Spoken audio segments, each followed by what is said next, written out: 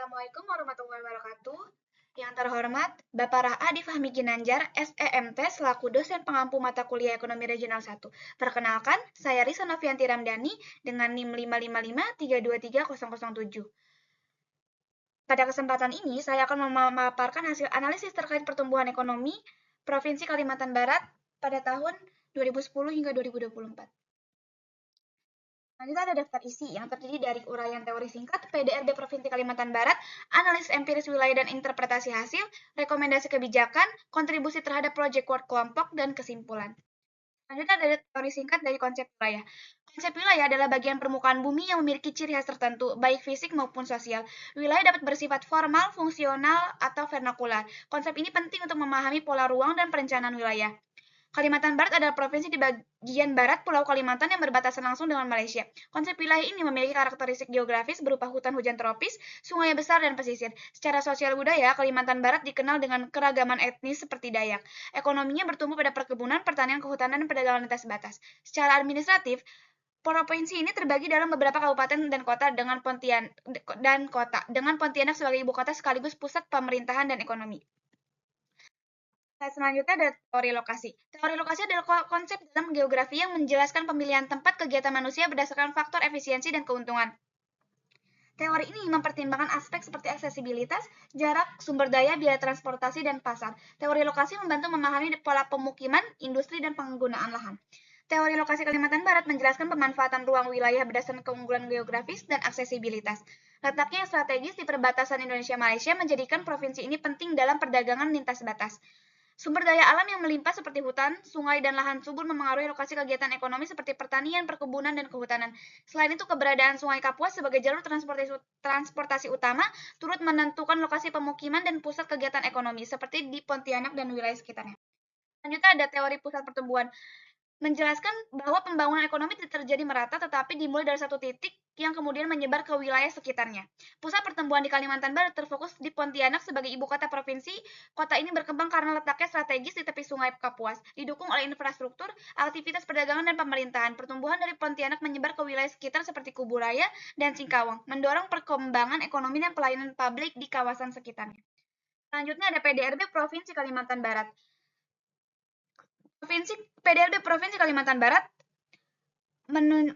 menunjukkan pertumbuhan stabil naik dari 86,6 triliun menjadi 162,57 triliun. Sektor pertanian, kehutanan, dan perikanan tetap jadi kontributor utama, disusul perdagangan dan industri pengolahan. Pertambangan tumbuh pesat sejak 2016, sementara sektor jasa tumbuh stabil meski kontribusinya masih kecil. Tren ini mencerminkan upaya diversifikasi ekonomi menuju sektor sekunder dan tersier. Selanjutnya perhitungan pertumbuhan tahunan. Pada data di samping terdapat sektor pertanian, kehutanan, dan perikanan yang menjadi sektor pertama yang paling mendominasi pada tahun 2013, lalu 2016 sampai 2019 dan 2021. Terdapat sektor perdagangan besar dan eceran, reparasi mobil dan sepeda motor yang menjadi sektor kedua dan terjadi 4 kali pada tahun 2010 hingga 2024. Selanjutnya terdapat sektor konstruksi yang menjadi sektor ketiga dan terjadi 3 kali di tahun 2010 hingga 2024, yaitu di tahun 2012, 2014, dan 2015. Terdapat sektor pertambangan dan penggalian yang menjadi sektor keempat dan terjadi 1 kali hanya di tahun 2020. Selanjutnya ada LQ Provinsi Kalimantan Barat. Hasil analisis LQ menunjukkan bahwa sektor pengadaan listrik dan gas pada tahun awal tergolong sektor non-basis, sehingga belum menjadi penopang utama ekonomi daerah. Namun, pada tahun 2011 hingga 2024 mengalami perubahan menjadi sektor basis dan menunjukkan nilai LQ yang tinggi hingga tahun akhir, yang memiliki nilai LQ di atas 1 secara konsisten. Selanjutnya ada perhitungan SSA Provinsi Kalimantan Barat. Dapat 3 kuadran, yaitu kuadran 2, meliputi sektor konstruksi, transportasi dan pergudangan, informasi dan komunikasi, jasa keuangan dan asuransi, jasa perusahaan, jasa kesehatan dan kegiatan sosial, dan jasa lainnya. Hal ini menunjukkan sektor mengalami pertumbuhan yang lambat dengan daya saing yang kurang baik. Selanjutnya ada kuadran 3, meliputi sektor pertanian, kehutanan, dan perikanan, pertambangan dan penggalian, industri pengolahan, pengadaan air, pengelolaan sampah, limbah dan daur ulang, perdagangan besar dan eceran, reparasi mobil dan sepeda motor, penyediaan akomodasi dan makan minum, real estate, administrasi pemerintahan, pertahanan dan jaminan sosial wajib, dan jasa pendidikan. Hal ini menunjukkan sektor mengalami pertumbuhan yang lambat dengan daya saing yang kurang baik. Selanjutnya ada kuadran 4, meliputi sektor pengadaan listrik dan gas. Hal ini menunjukkan sektor mengalami pertumbuhan yang cepat tetapi daya saing yang lambat. Selanjutnya ada rekomendasi kebijakan. Berdasarkan hasil analisis Provinsi Kalimantan Barat tahun 2010 hingga 2024, disarankan kebijakan strategis yang mengarah pada peningkatan sektor-sektor unggulan dan perbaikan daya saing ekonomi daerah.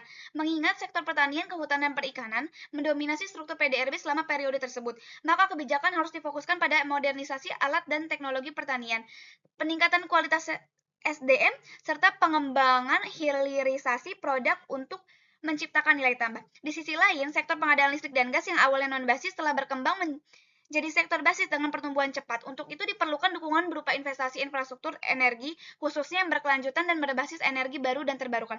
Hasil Sipser analisis menunjukkan sebagian besar sektor masih mengalami pertumbuhan lambat dengan daya saing rendah, sehingga perlu intervensi berupa pemberian insentif, pelatihan tenaga kerja, dan adopsi teknologi digital di sektor-sektor seperti konstruksi, perdagangan jasa keuangan, dan jasa lainnya. Selain itu, potensi Kalimantan Barat sebagai wilayah perbatasan harus dimanfaatkan secara maksimal dengan memperkuat konektivitas dan efisiensi perdagangan lintas batas bersama Malaysia.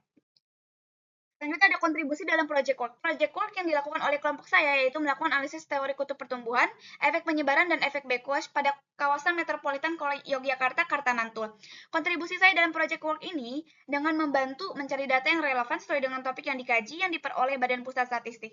Lalu saya juga riset tentang penjelasan efek backwash beserta sumber referensinya yang kemudian akan saya bantu susun di file tersebut. Selanjutnya ada kesimpulan presentasi. Berdasarkan analisis ekonomi regional, Provinsi Kalimantan Barat pada tahun 2010 hingga 2024 menunjukkan struktur ekonomi pertumbuhan PDRB yang masih didominasi oleh sektor berbasis pertanian, kehutanan, dan perikanan. Hasil analisis LQ menunjukkan bahwa sektor pengadaan listrik dan gas pada tahun awal tergolong sektor non-basis sehingga belum menjadi penopang utama ekonomi daerah. Namun pada tahun 2011 hingga 2024 mengalami perubahan menjadi sektor basis. Hasil Sipser analisis juga menunjukkan bahwa sebagian besar sektor mengalami pertumbuhan lambat dan daya saing rendah kecuali sektor listrik dan gas yang tumbuh cepat namun kurang kompetitif. Oleh karena itu, arah kebijakan ke depan perlu difokuskan pada penguatan daya saing, sektor strategis, serta mendorong pertumbuhan yang berkelanjutan melalui inovasi dan kebijakan publik yang adaptif. Demikian presentasi dari saya. Terima kasih atas perhatian dan waktunya. Kurang lebihnya mohon maaf. Wassalamualaikum warahmatullahi wabarakatuh.